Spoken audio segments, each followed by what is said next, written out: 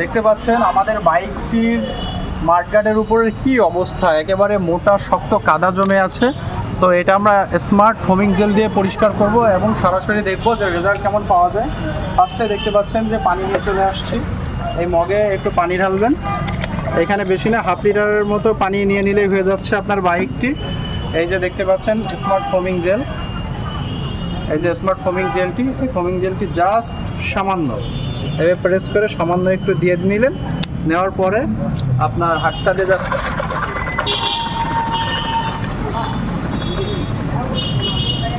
দেখতে পাচ্ছেন একটা চমৎকার ফেনা তৈরি হয়ে গেছে। আপনার এই মাইক্রোফাইবার টাওয়ালটি এভাবে ডুবিয়ে এই যে ময়লা ঘন কাদা আছে এর উপরে জাস্ট এইভাবে একটু চিপড়ে দিয়ে দিলেন।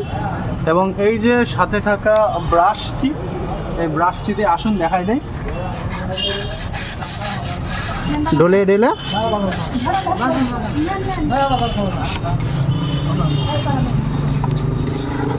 মুহূর্তের মধ্যে দেখুন একেবারে শক্ত যে মাটি কাদা যা সহজে ওঠানো যায় না সেগুলো একেবারেই ক্লিন হয়ে গেল এবং বাইক পেয়ে গেল তার নতুন সেরা লুক।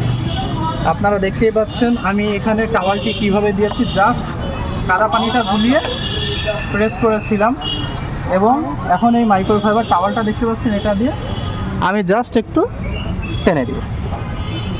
আপনারা নগদ দেখতে পেলেন যে এই পরিমাণ শক্ত কাদাযুক্ত মাঠগার্ডটিও একেবারেই ক্লিন হয়ে গেল, একেবারেই নিমিষেই।